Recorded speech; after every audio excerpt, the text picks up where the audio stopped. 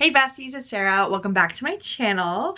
Today we're going to be doing an annual tradition, and that is the mid-year book freakout tag. I have been doing this tag since 2015 when I first started my channel. So we are 9 years in and we're going strong. I am making a statement by posting this the first week of July and refusing to post it in June because every other booktuber loves posting this in June, and I'm like, guys, the year is not half over yet. You have to wait for June to be over because then 6 months have gone by and now we're in July, and that's why I'm posting it in July. Also, sorry, real quick, before I get into the tag, I do want to extend a big thank you to all of you because I recently hit 50,000 subscribers, which is actually insane because last year at this time I had 30,000 subscribers, and you girlies, you just keep loving up on me and subscribing, and I love that so much. I'm so grateful for all of you. I also wanted to shout out the fact that my Patreon has now turned 1 year old, and I'm so thankful to everyone who has been a member, past or present. I am incredibly grateful for anyone who wants to support me monetarily. Also, obviously, I'm very thankful for anyone who even watches my videos. I also wanted to use this time to highlight the fact that I just recently launched a new $3 tier on my Patreon. If you're not interested in hearing about this and you just want to skip to the tag, you can use this timestamp. It's also linked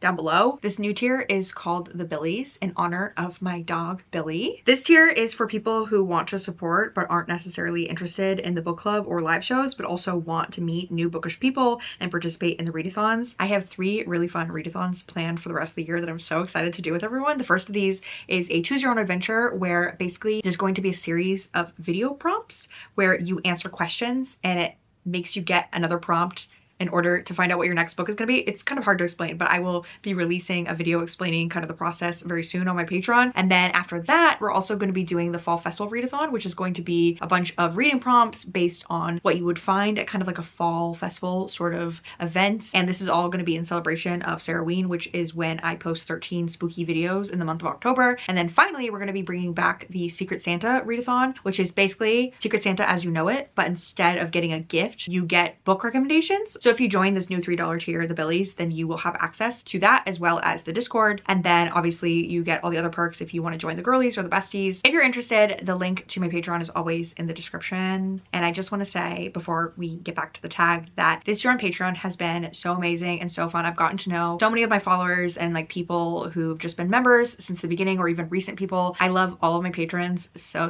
much. I love talking to you guys on Discord, and I love, you know, making exclusive content for you. I have made over 40 videos for the besties tier, which is kind of crazy. There's like a whole backlog of videos that you can watch. It's basically like almost a year of content. But yeah, I just thank you guys so much for your support. And I do want to emphasize that even if you can't join my Patreon or that's not something that you want to do, I am still so grateful for everyone who subscribes and watches my videos. The outpour of love and kind of support that I've had in the last like year and a half just on my channel in general has been so amazing. I'm so grateful for all of you, and thank you so much for 50,000 subscribers and just being the best besties a girl could ever have.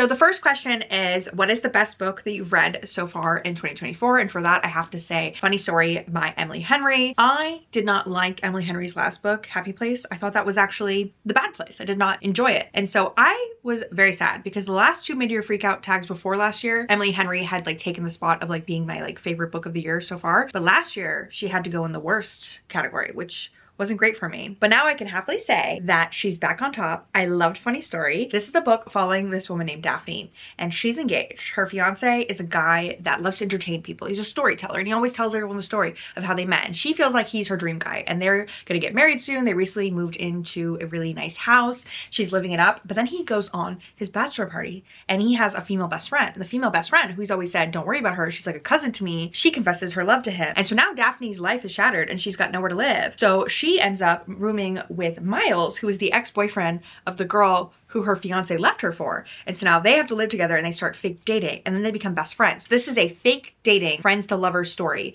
which is 2 of my favorite tropes of all time. So this book was just so great. There was so much heart in it. There was a lot of, you know, family issues and things they were exploring. There was a lot of side characters and stories that I was really into. And then I loved Miles and Daphne together. I thought they were so good. Up next, we have best sequel that I've read in 2024, and that is Hellbent by Leigh Bardugo. This is the sequel to Ninth House in the Alex Stern series. I love loved this so much. I honestly liked it more than the first book, which is really saying something. I saw quite a few people put this on their worst of the year, and I feel like the girlies just don't get it. If you didn't like this, I don't think you understand what Alex Stern is doing, what Leigh Bardugo is giving to us, what she's feeding to us. I read this in one sitting, which is kind of insane because it's very long. I stayed up till like 7 in the morning and I had to take a sick day from work because I was like so tired. I loved this so much. If you don't know what Ninth House is about, basically it's following this character named Alex Stern, and she is a drug addict because she's always had the ability to see ghosts. So one day after an overdose experience, Yale calls her up and they're like, hey girl, what if you came to Yale and joined this group called the Levy Society? Basically what the Levy Society does is they monitor the other secret societies on campus that do like demonic rituals and whatnot for like power. So the first book is following her doing all that. And then the second book, her mentor Darlington has gone missing. And so now she's looking for him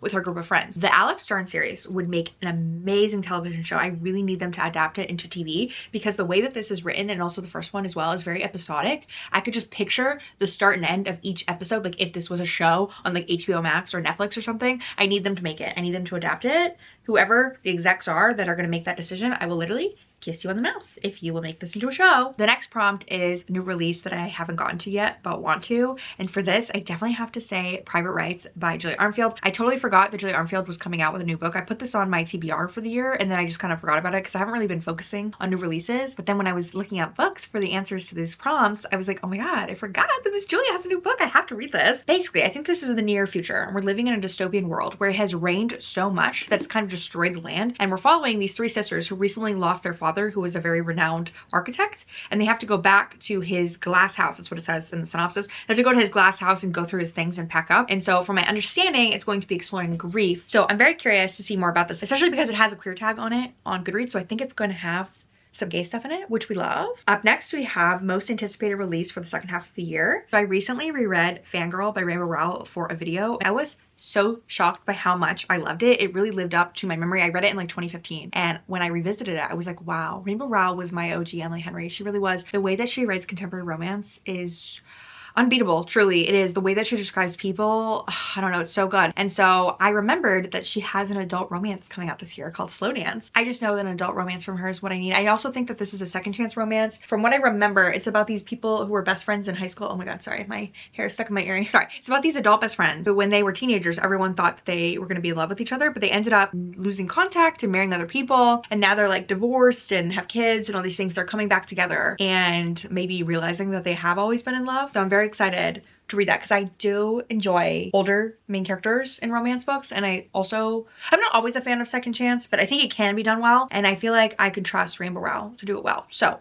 very excited to pick this up. The next prompt is biggest disappointment. For this, I definitely have to say The 7-Year Slip by Ashley Poston. I read this because so many booktubers put this on their favorites list last year, and I was doing the reading booktubers favorites video, and I just have to say, I don't know if I got a different copy than the rest of you. I'm a little befuddled. I'm a little confused, perplexed, if you will. I pretty much hated everything about it. So in this book, we're following a girl named Clementine, and her aunt, who she was very close to, recently died, and she inherited her aunt's apartment in New York. And so she moves into her aunt's apartment. Her aunt always told her, my apartment is magic. And so one day she comes into the apartment and transports her 7 years into the past. And there's a guy in there named Ewan, which, by the way, everyone corrected me when I talked about this in my vlog that it was probably pronounced Ewan. I agree with you. I was thinking of Ewan McGregor. Why is it not pronounced Ewan?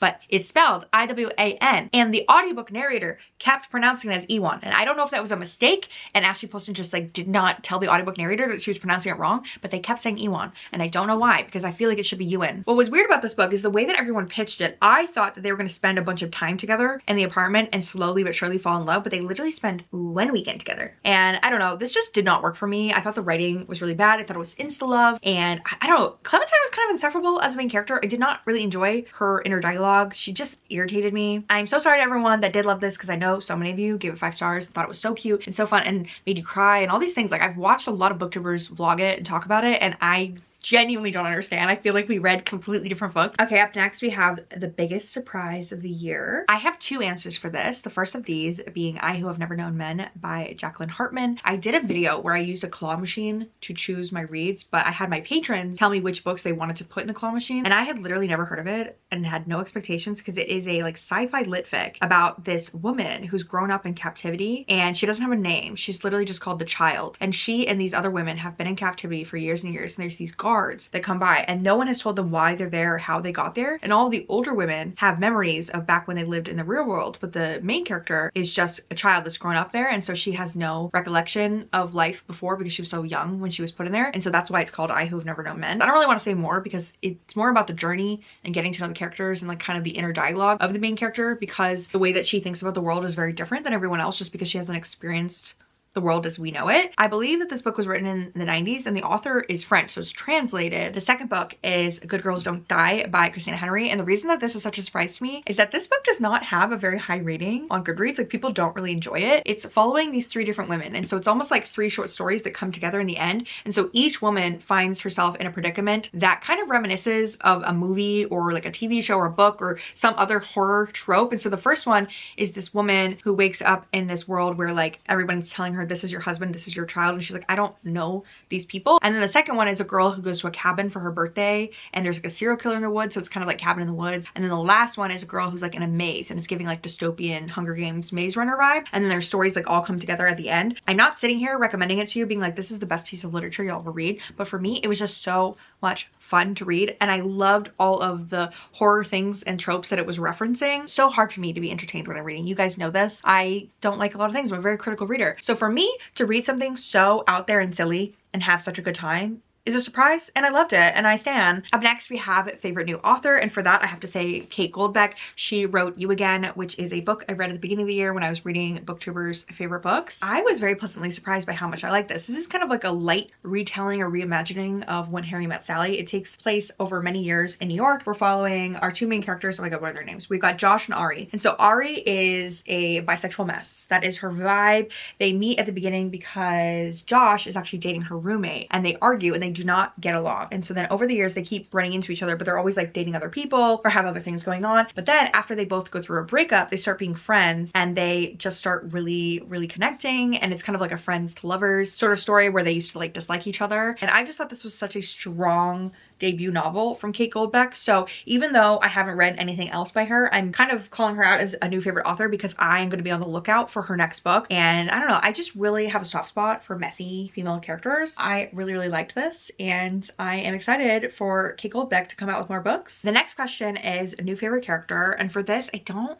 really have a good answer because when I think through all the books that I've read this year, I've read almost like 50. I can't think of anybody like that's new that I love. So I guess I'll just talk about characters that I love in general that I've read this year. The first one being Alex Stern, who is from the Ninth House series. Obviously I already talked about how much I love that. I also really love Veronica Speedwell. I reread A Curious Beginning this year. Who else have I loved? I also really love Emily Wilde. I read the sequel to Emily Wilde's Encyclopedia of Fairies this year. I also really love, there's a little fairy character in that book called Poe, who's so adorable, and he makes a return in that book. The next prompt is a book that made you cry. I'm sorry to give a repeat answer, but that is A Funny Story by Emily Henry. Emily Henry books do have a tendency to make me cry because they're always quite emotional. Daphne is really dealing with a lot of family stuff in this and a lot of insecurities and feeling of like not being enough, and that is always gonna make me cry because that is a fear that I too have. Then we have a book that made you happy. For this, I'm gonna go with Emily Wilde's Map of the Otherlands. Like I said, this is the sequel to Emily Wilde's Encyclopedia of Fairies. In the first book, we're following Emily Wilde, who is a scholar who studies fairies, and she's writing an encyclopedia, so she goes to this like snowy village, and when she gets there she accidentally offends the locals by like not adhering to their customs, and then her academic rival Wendell shows up and he starts charming the pants off of everyone, and so they start to have feelings for each other in the first book, and there's a lot of stuff that happens, a lot of like fae lore and whatnot. And so in the sequel they're now making a map of the Otherlands, which is kind of like the fairy world. I just love this book because Wendell and Emily made me so happy. The way that they bicker and banter is just so fun. I love it. And like I said, I love Poe, the little fairy character. He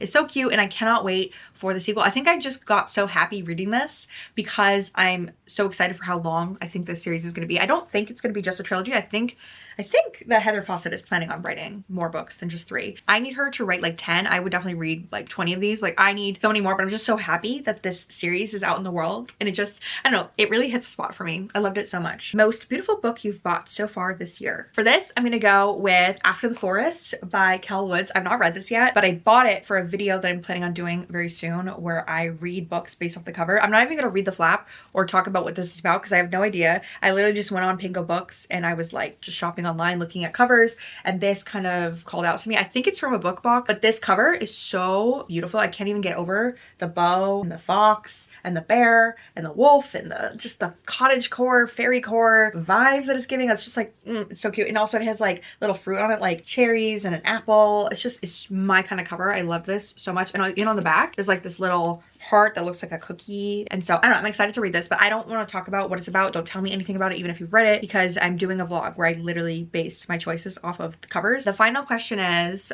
what books do you need to read by the end of the year? To be honest, my TBR is always very much based on what videos I have upcoming. So I guess I'll kind of go with that answer, and then I'll give you one book that I just want to try to fit into a concept this year. But the first is I really need to read these vintage paperbacks that I have. I've had this one for a while. I think I bought it in 2022, but it is a book actually by Fabio. So my plan is to read this and a couple of other kind of just like the really old vintage kind of crazy romances. So the only reason I haven't done it yet is I do need to physically read them because I don't believe they have audiobooks just because they're like from like the 80s. So I'm gonna have to like physically read these, and the font in this, it's just like the formatting is not giving. So it's gonna be a feat. And then for a book that I want to read just because it's on my TBR and I want to get to it because it sounds good to me is Role Playing by Catherine Yardley. This is a book about two older main characters, which I love. I think the woman is 48 and the man is 50, and so she is dealing with the fact that I think her kid just went off to college, and so she joins like an online role-playing game as a character called the Bog Witch, and she's very grumpy. And then the guy, who is like kind of like the sunshine character because it's Grumpy Sunshine, he has a character named Otter, and they start hanging out on